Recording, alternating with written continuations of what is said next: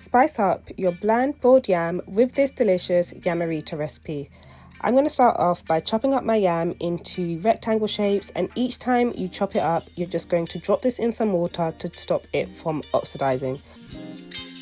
Take that away and you want to boil it for about 10 minutes with a pinch of salt.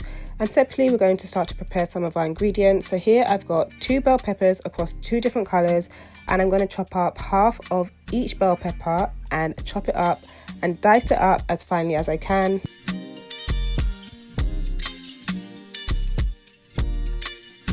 You also want to dice up 1 chili pepper for that extra heat. To create our batter, we're going to add 2 eggs to a bowl, and we're going to whisk this together, and then we're going to drop in the bell pepper and the chili pepper.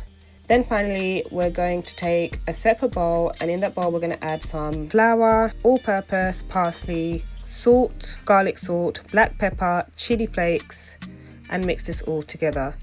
So with each block, you want to start by coating it in that egg mix. Then you're going to drop it into the flour mix, and then finally we're going to coat it once again in that egg mix.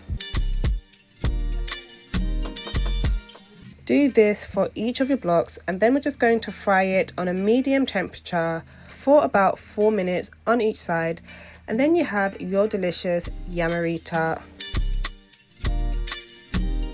Serve it with some chili oil or with a bit of stew.